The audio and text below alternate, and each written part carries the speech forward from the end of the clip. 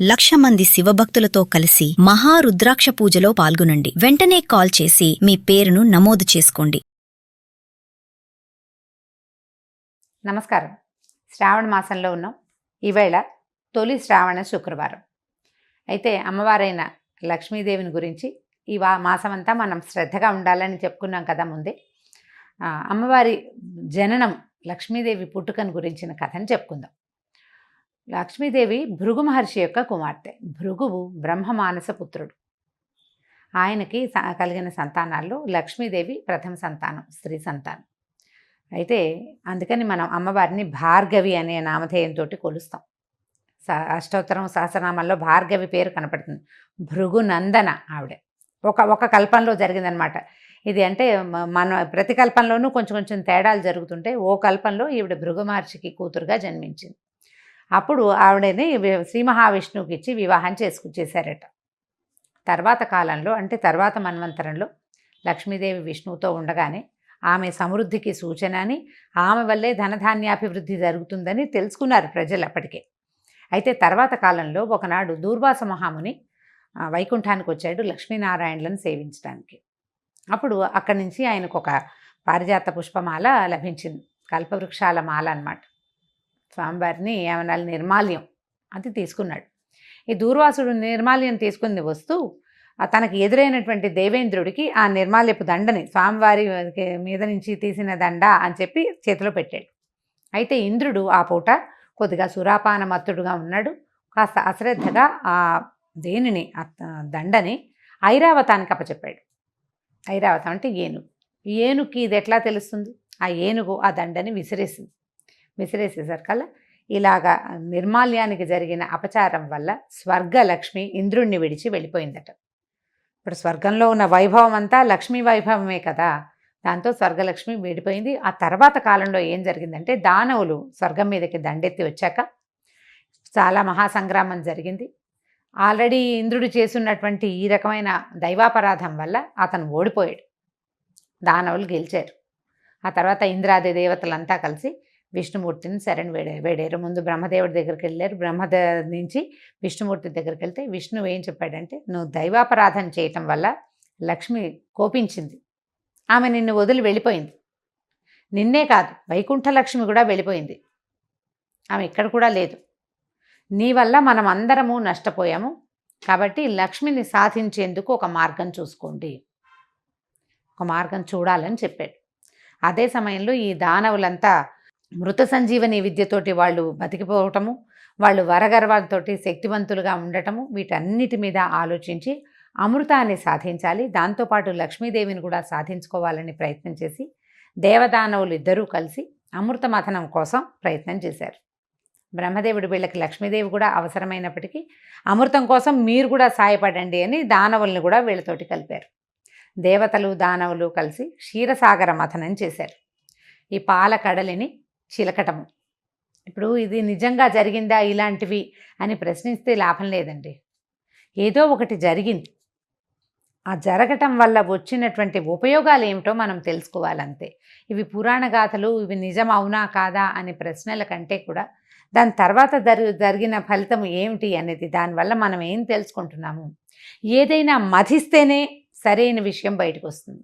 పాలల్లో వెన్న దాగుంటుంది. పచ్చిపాలల్లో ఏది తీయంటే తీయగలము, చేత్తో రాదు. పోనీ పాలను తోడుపెట్టి పెరుగు చేసాం, పెరుగులోంచి కూడా తీయంటే తీస్తే రాదు, తరిస్తే వస్తుంది. దాన్ని బాగా చిలకాలి. మధించిన తరువాతే సరి అయిన విషయం బయటకు వస్తుంది.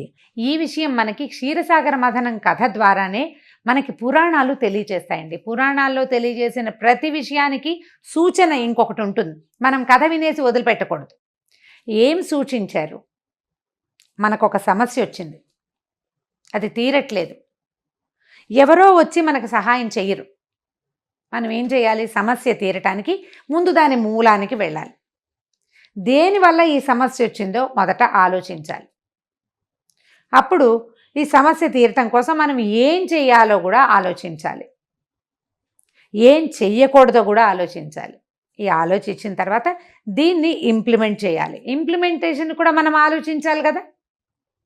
ఇదంతా ఎక్కడ జరిగింది? ఇది మథనం అంతా బ్రెయిన్లో, మేధోమథనం జరుగుతుంది. ప్రతి విషయం మీద కూడా మనం ఆలోచించే పని చేయాలి.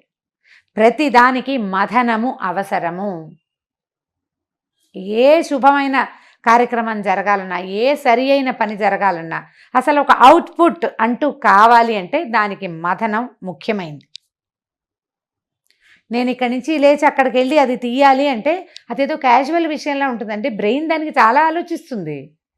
బోల్డంత క్రియ జరగాలి, నాకు ఊహ రావాలి. నాకు ఊహ అంటే నా కన్ను ఒక వస్తువుని చూడాలి, ఆ వస్తువు చూశానని కన్ను వెళ్ళి బ్రెయిన్కి చెప్పాలి, అది నీకు ఉపయోగపడుతుంది అని బ్రెయిన్ ఆలోచించుకోవాలి.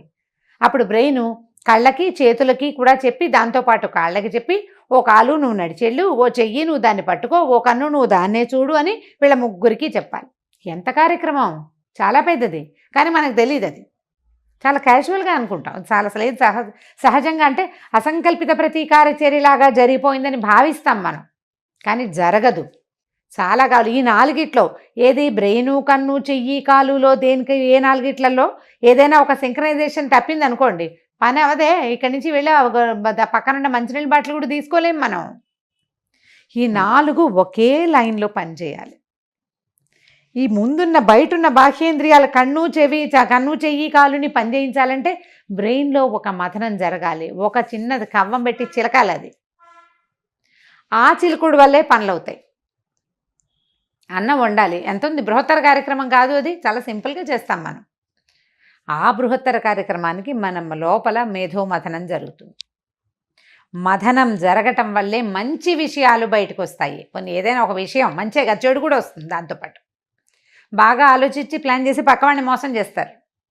ఆలోచించి ప్లాన్ చేస్తేనే ఏటీఎం కొల్లగొట్టగలుగుతారు. ఆలోచించాలి కదా. అలాంటి మథనమే ఇప్పుడు జరిగింది, క్షీరసాగర మథనం. ఈ క్షీరసాగరం ఏమిటి, తెల్లగా పాల నురుగ్గా ఉంటుంది. అసలు అలాంటిది ఎక్కడ ఉంటుందో, పాల సముద్రం అండి. విచిత్రంగా మనం చూస్తామా, మనం చూడని ఒక ఇది మన బ్రెయినే, అది మన బ్రెయిన్ అంతే. అయితే ఈ క్షీరసాగరాన్ని మథనం చేయటానికి అది చాలా పెద్దది కాబట్టి మందర పర్వతాన్ని తెచ్చారు.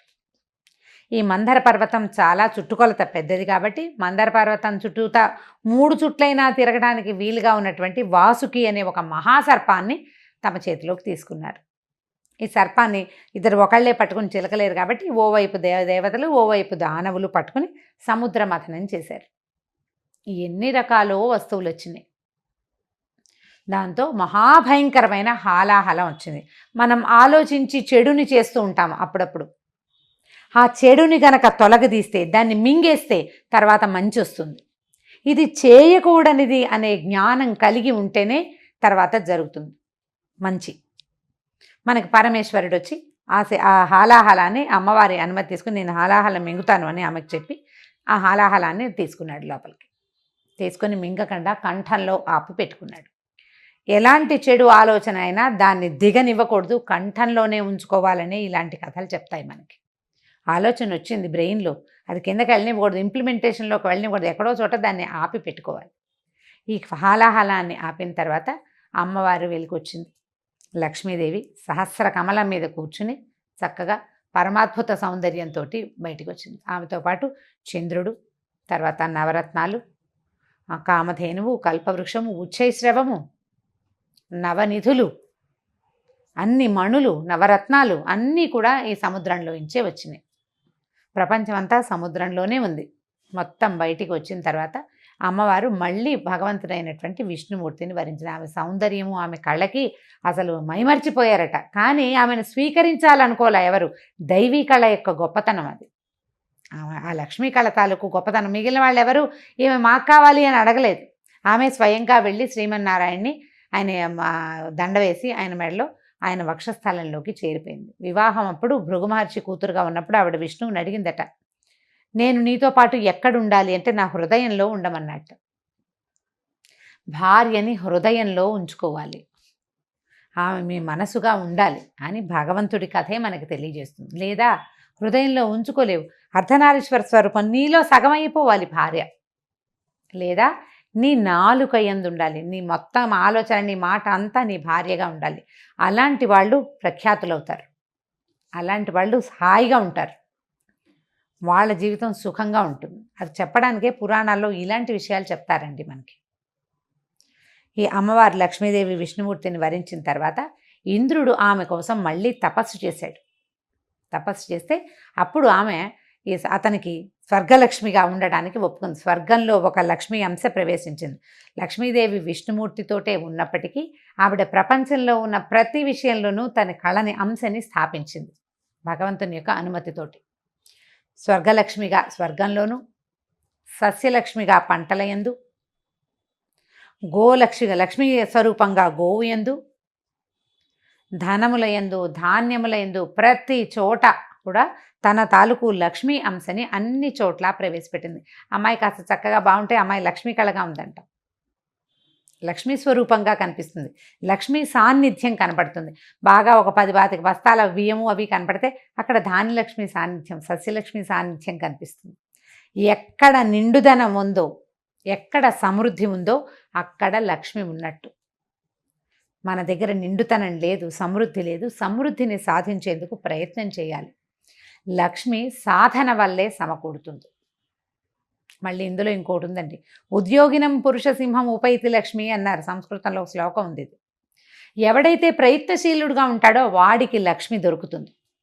స్త్రీ పురుష భేదం లేదండి. పని చేస్తే లక్ష్మి సాధిస్తాం మనం. ఏదైనా సరే అన్ని రకాల లక్ష్ములని, విద్యాలక్ష్మిని, జ్ఞానలక్ష్మిని, ధైర్యలక్ష్మి, సాహసలక్ష్మిని కూడాను ప్రయత్నమే చేయాలి. ఆ ప్రయత్నాన్ని శ్రద్ధగా చేయాలి. ఈ క్షీరసాగర మథనం కథ విన్న వాళ్ళకి చాలా మంచిదని చెప్తారండి. శుక్రవారం నాడు చక్కగా లక్ష్మీ పూజ చేసుకుని ఈ కథని సావకాశంగా వినండి. దీంట్లో చాలా డీటెయిల్స్ ఉన్నాయి. ఇంకా చాలా డీటెయిల్స్ నేను వదిలిపెట్టాను. మనకి పెద్దగా సమయం లేదు, తెలిసిన కథే కదా అని బ్రీఫ్గా చెప్పాను. కానీ దీని మీద చక్కగా పిల్లలకి చెప్పండి. మీరు ఒకసారి తలుచుకోండి. మంచి పుస్తకం ఏదైనా ఉంటే ఆ పుస్తకం తీసుకుని చదువుకోండి. మనం ఇది శ్రద్ధగా ఉండవలసిన నెల అనేది జ్ఞాపకం పెట్టుకోండి. లక్ష్మీ పూజ చేసుకుని ఎవరైనా ఒక ముత్తైదుకి ఒక తాంబూలం కనుక ఇస్తే చాలా మంచిది, శుభం జరుగుతుంది. నమస్కారం.